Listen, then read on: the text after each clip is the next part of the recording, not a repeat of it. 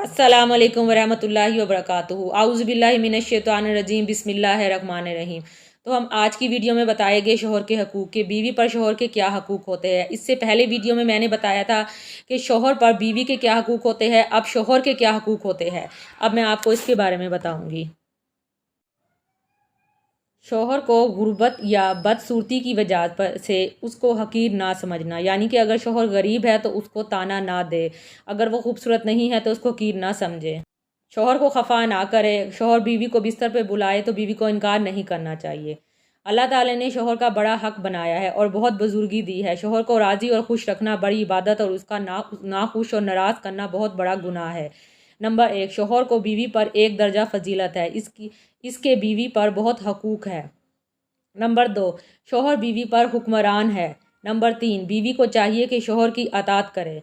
Number 4, अगर शौहर अपनी बीवी को अपने बिस्तर पर बुलाए तो बीवी को चाहिए कि इनकार ना करे, अगरचा वो चूल्हे के पास ही बैठी कुछ पका ही क्यों ना रही हो। नंबर 5, बीवी को चाहिए कि शौहर को खफा ना करे। शौहर को खफा करने वाली बीवी की नमाज इसके सर से ऊपर नहीं जाती। नंबर 6, बीवी को चाहिए कि शौहर की इजाज़त के बगैर किसी को घर में आने की इजाज़त ना दे। नंबर 7, बीवी को चाहिए कि शौहर के घर से बाहर बगैर शौहर की इजाज़त के किसी को कुछ ना दे, अलबत्ता रोज़मर्रा के खाने पीने की चीज़ों को बतौर तोहफ़ा भेजने में कोई हर्ज नहीं है। नंबर 8, बीवी को चाहिए कि अपने माल को भी बगैर शौहर के मशवरे के खर्च ना करे। नंबर 9, अगर शौहर इतना खर्च ना दे जो घर के अखराजात के लिए काफ़ी हो तो बीवी शौहर को इतला दे, बगैर इसके माल में से इतना ले ले जो मारूफ के मुताबिक इसके घर के अखराजात के लिए काफ़ी हो।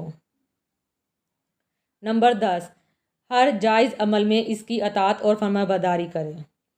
नंबर 11, शौहर की माली हैसियत से ज़्यादा खर्च का मुतालबा ना करना। नंबर 12, शौहर को जिस घर आना पसंद हो इसकी इजाज़त के बगैर ना आने देना, यानी कि जिसको वो पसंद ना करे उसको ना आने दे। नंबर 13, इसकी इजाज़त के बगैर इसका माल किसी को ना दे।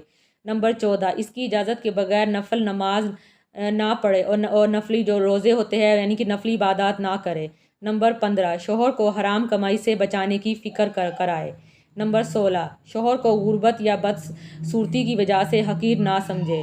नंबर 17, अगर शौहर में शरीयत के ख़िलाफ़ कोई चीज़ देखे तो अदब से मना करे, बदतमीज़ी ना करे। नंबर 18, शौहर का नाम लेकर ना पुकारे। नंबर 19, किसी के सामने इसके ऐब जो है वो बयान ना करे, ना इसके सामने ज़बान दराज़ी करे, यानी कि बदतमीज़ी ना करे और किसी के सामने भी अपने शौहर के अगर कोई भी ऐब है तो वो बयान ना करे, पर्दादारी रखे। नंबर 20, शौहर के अजीज़ व अक़राब यानी कि रिश्तेदारों से लड़ाई झगड़ा ना करे, उसके इज़्ज़त करे माँ बाप की। अगर कोई शरई हद ना हो तो शौहर के वालिदैन की खिदमत को सादत समझे। नंबर 22, शौहर की इजाज़त के बगैर घर से ना निकले। नंबर 23, औरत अपने रब का हक़ अदा नहीं कर सकती जब तक अपने शौहर का हक़ अदा नहीं कर देती, क्योंकि अल्लाह ताला के बाद अगर किसी को सजदा औरत के लिए जायज़ है तो वो उसका खावंद ही है। नंबर 24, जिस औरत की मौत इस हाल में आए कि इसका शौहर इससे राज़ी हो तो वो औरत जन्नती है, यानी कि अगर उससे मौत आ जाती है उसका शौहर उससे राज़ी है तो वो औरत जन्नती होगी। नंबर 25, शौहर के लिए बनाव श्रृंगार करना इसका हक़ है, औरत को इस पर अजर मिलता है, यानी कि आप बाहर जाते वक्त तो बनाव श्रृंगार करें और घर में ना करें तो गुनाह है, सिर्फ शौहर के लिए करना चाहिए, बाहर लोगों के लिए नहीं। नंबर 26, शौहर पर हज़रत खदीजा रज़ियल्लाहु अन्हा की तरह अपना माल खर्च करना शहादत समझे।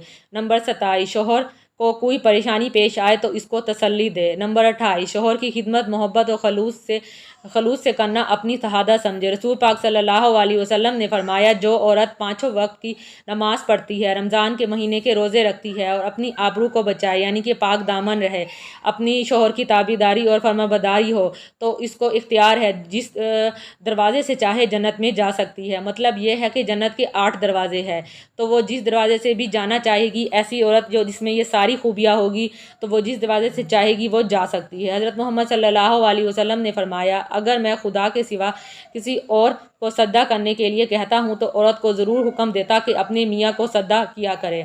अगर मर्द अपनी औरत को हुक्म दे कि इसके पहाड़ के पत्थर उठाकर इस पहाड़ तक ले जाए, इस पहाड़ के पत्थर उठा के यानी कि इस पहाड़ तक ले जाए اور اس پہاڑ سے پتھر اٹھا کر تیسرے پہاڑ تک لے جائے تو اس کو یہی کرنا چاہیے، یعنی کہ شوہر اس کا مطلب یہ ہے کہ شوہر جو کہے بیوی کو صرف وہی کرنا چاہیے۔ حضرت محمد صلی اللہ علیہ وسلم نے فرمایا کہ جب کوئی مرد اپنی بیوی کو اپنے کام کے لیے بلوائے تو ضرور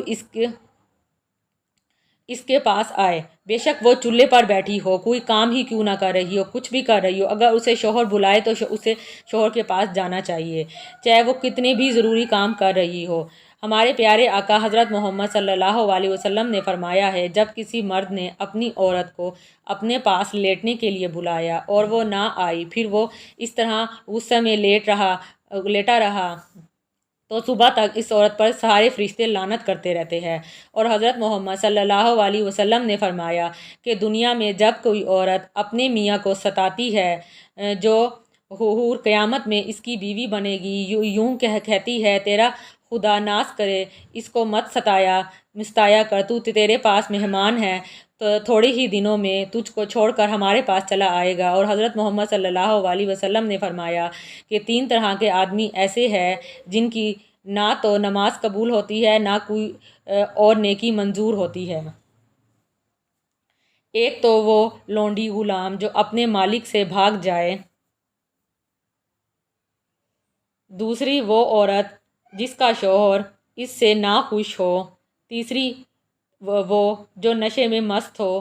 کسی نے حضرت محمد صلی اللہ علیہ وسلم سے پوچھا کہ یا رسول پاک صلی اللہ علیہ وسلم، سب سے اچھی عورت کون ہے؟ تو آپ صلی اللہ علیہ وسلم نے فرمایا، وہ عورت جب اس کا میاں اس کی طرف دیکھے تو خوش ہو جائے اور جب کچھ کہے تو اس کے حکم کو بجا لائے، یعنی کہ اپنی جان و مال میں کچھ اس کے خلاف نہ کرے جو اس کو ناگوار گزرے۔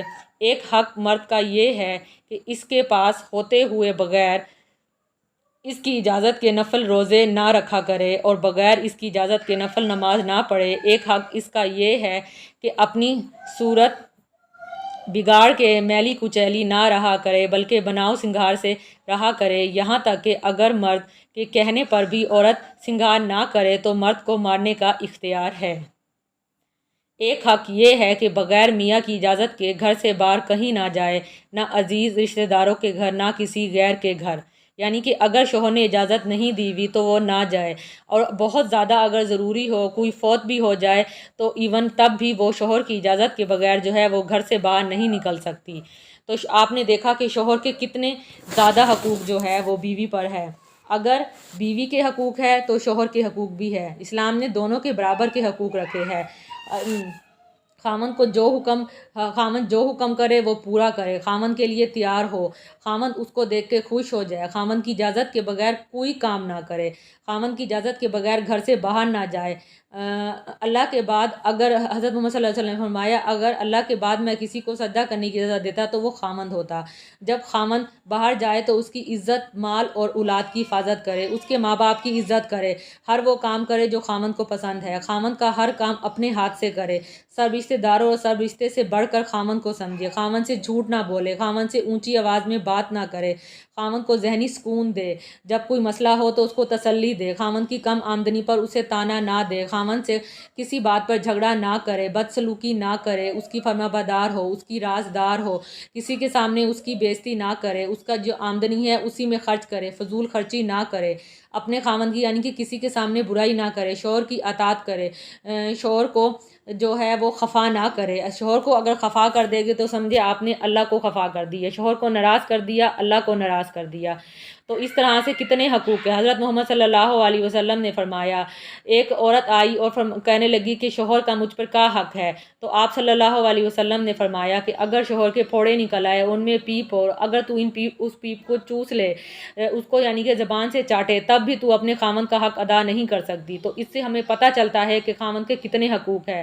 تو آپ سب عورتوں سے میری درخواست ہے جو میری یہ ویڈیو دیکھ رہی ہے، پلیز اپنے شوہروں کے ساتھ اچھا سلوک کرے۔ اگر آپ نے اب تک بدتمیزی کی ہے، ان کے ساتھ اونچی آواز میں بات کی ہے یا وہ سب کچھ کیا ہے جو نہیں کرنا چاہیے تھا، تو پلیز آج سے توبہ کر لے اور آئندہ یہ غلطیاں نہ کرے۔ بے شک میرا اللہ بڑا غفور و رحیم ہے، معاف کرنے والا ہے، وہ آپ کی پچھلی ساری غلطیاں معاف فرما دے گا۔ اپنے شوہر سے بھی معافی مانگے کہ ہم آئندہ ایسی غلطی نہیں کریں گے، آپ کے ساتھ بدتمیزی نہیں کریں گے، جو غلطیاں ہم نے کر دی ہم ان کو دوبارہ نہیں دہرائیں گے۔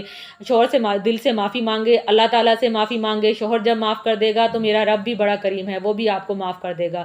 اور اب وہ سارے کام کرے جو میں نے آپ کو اس ویڈیو میں بتائی ہے، تو انشاءاللہ آپ جنتی ہے، جنت کے جس دروازے سے چاہے گی جا سکے گی۔ تو پلیز آپ یہ سب کچھ نہ کریں۔ اگر میری ویڈیو اچھی لگے تو پلیز میری ویڈیو کو اوروں کے ساتھ شیئر کریں۔ اگر کوئی عورت سدھر جائے تو اس سے زیادہ اچھی اور کیا بات ہو سکتی ہے۔ خود بھی یہ ویڈیو دیکھیں اور عورتوں کے ساتھ ضرور اپنے فیملی میں شیئر کریں۔ ویڈیو اچھی لگے تو ویڈیو کو لائک اور چینل کو سبسکرائب کرنا نہ بھولیے گا۔ اپنا خیال رکھیے گا اور دعاؤں میں یاد رکھیے گا۔ اور آپ اپنے خاوند کے ساتھ کیسا سلوک رکھتے ہیں تو پلیز مجھے اب کمنٹ باکس میں ضرور بتائیے گا، یا آپ کا شوہر آپ کے ساتھ کیسا سلوک رکھتا ہے وہ بھی ضرور بتائیے گا۔ اپنا خیال رکھیے گا۔ اللہ حافظ۔